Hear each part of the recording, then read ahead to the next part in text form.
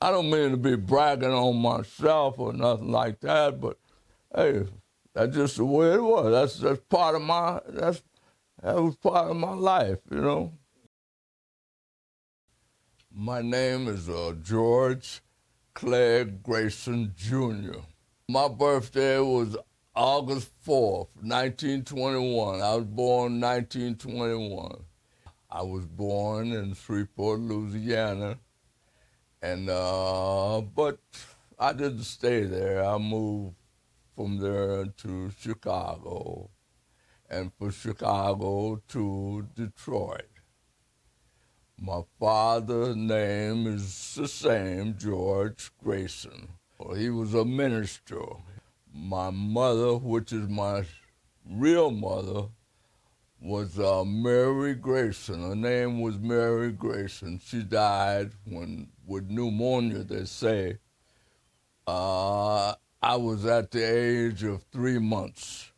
I had two sisters, was not half sisters. I had Izora, which was the oldest one, and I had Aaliyah. My second sister was named Aaliyah. We used to call her Sing because she liked to sing a lot. And her nickname, everybody around my hometown called her Sing, you know. But her name was Aaliyah Grayson, yeah. My mother, she was married before she married my father. And my father, she had, 3 girls and 2 boys by her first husband. This is my mother now. She had three girls and 2 boys. And one was named Sadie. One was named Greta Lee. And one name was Gethsemia. And the oldest boy was named Jimmy. He was the oldest one of all of us in the family. And the other one, he was named S.K. That was my mother's first 5 children. And, you know, I don't know how many, they didn't keep up with me, because when my mother passed, we went with my father, and they went with their family on the other side. Their name was Verschers. Their last name was Verschers. And my last name was Grayson. So I went on the Grayson side. My father, he was still living. He had a church in, I think it was Bunkie, Louisiana. But he used to go to Alexandria to run revival for this preacher.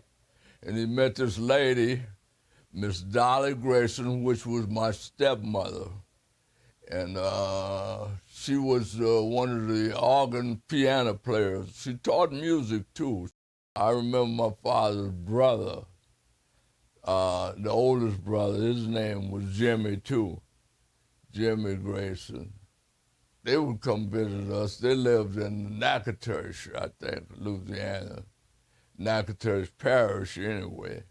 And they would come visit us. He would come visit us every once in a while. And we got along good. My father's sisters, some of them moved to California, but you know, I didn't know them very well. Once in a while, some of them would come visit us. On my mother's side, I didn't know any. I knew one uncle. She had one brother. And I seen him one time. I don't know where he moved to or whether he passed or nothing, you know. But I did Uncle Paul. Yeah. That's what we used to call him. Their last name was Paul. That's all I know on my mother's side. I got married in 47. In January 1947. To Lula Grayson, and we lived in Chicago. And I had 2 boys. The oldest one was Donald Grayson, and the other one was Stanley Grayson. I had two daughters. One of my daughters, the first daughter, she passed, and I think she was about 27, wasn't she? Her name was Brenda, and she was married to a guy named the Watties, Michael Watty, and she had one son. And my daughter here now, her name was Sheila Grayson. My last son, his name was Gary Grayson. He sold steel to these different companies for Ford Motor Company. And he passed. He had, what did he have? He had some kind of illness, and well, all my kids just about was diabetic. I was a diabetic, and they was diabetics.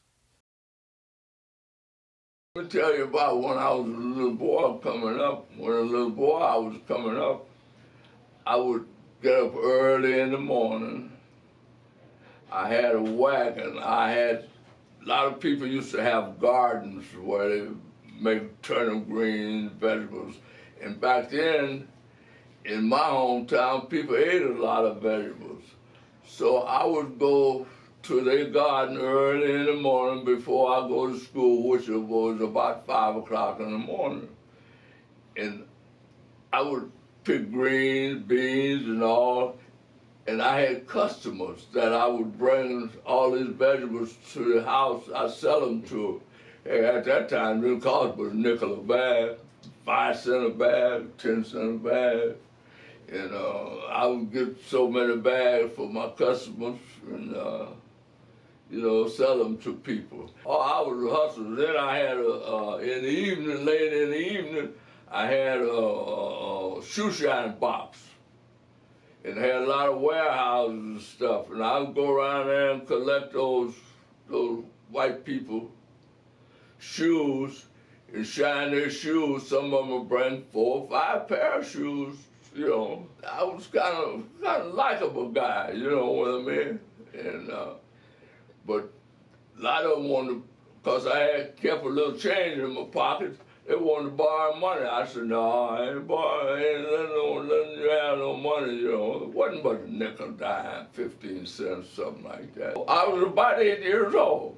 I was about 8 years old when I started doing all of this, We didn't have no gas stove. We had wood stove.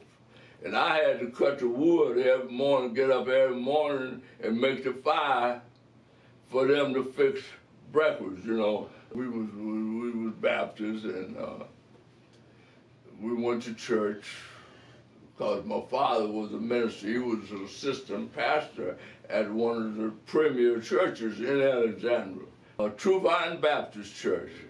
And, he was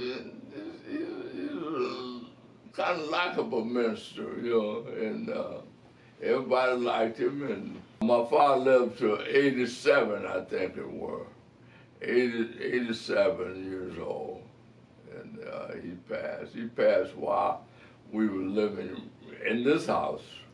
He came here to visit us I think once or twice. Me and my sister, we was like 3 peas in a pot. We was raised together. My father raised us together. And if one do something wrong, and he said, well, I'm gonna spank you or put the switch on you, And they go to crying, all 3 of us would cry. And sometimes I wouldn't cry when they put the switch on my sister. And they'd get mad and tell me, I ain't gonna cry for you no more.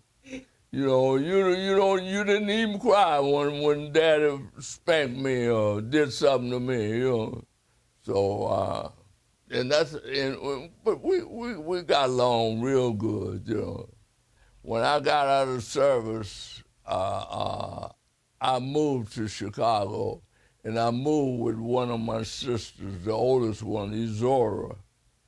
And she had, 2 girls At that time, she had one girl and one boy at that time. And I used to help her with her kids, and I worked, and the boy was just like one of my sons. You know, they called me Uncle George. My other sister, she got married. She had 2 kids, Sandra, and Connie, and Sandra. and Russell. Yeah, I had a son named Russell. So I moved with them, and we all stayed together, and we lived pretty close together. After I got married, I moved to Detroit, and we would go, me and my wife, we would go visit my sisters, and we barbecue and whatever, and had a good time, you know. And their husband liked me, and I liked them, and we got along well.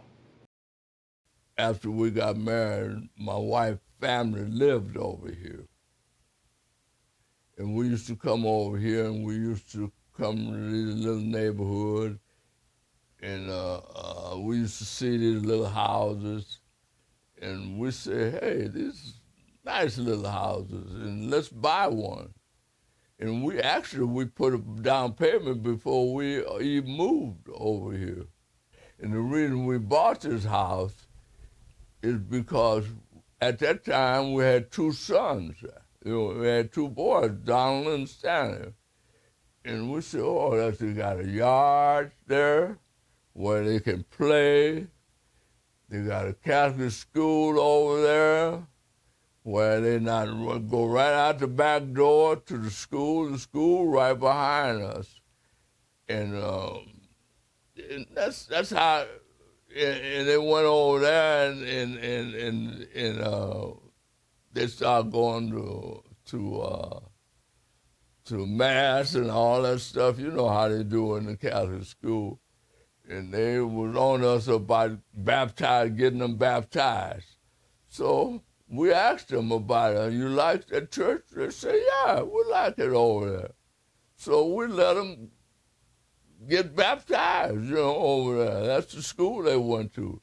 I didn't change my faith, so it didn't make me no difference, because all I know, they was getting a good education, and they was getting a good religious education, which I always respected that, you know. And they started got baptized and started going to church over there, and all of them became Catholic. That's how they became Catholic.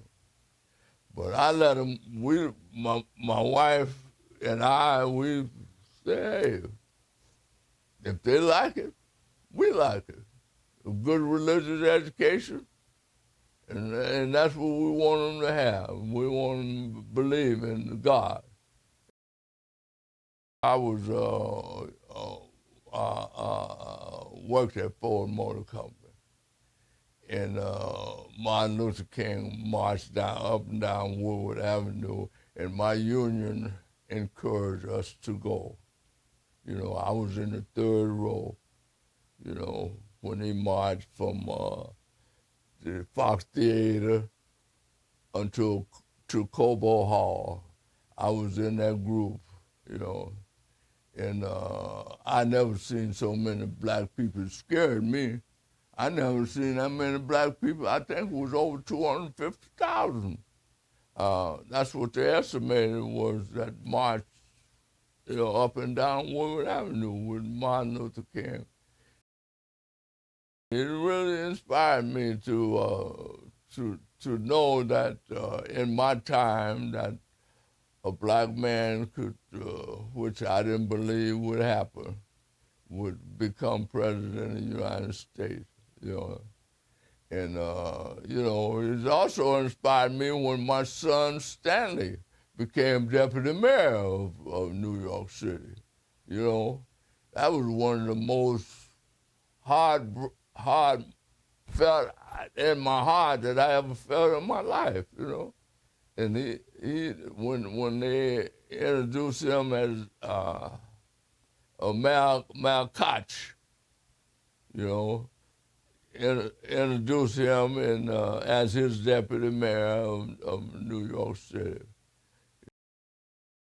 I'm a proud man. All my children turn out to be successful, you know, and I'm well blessed, you know.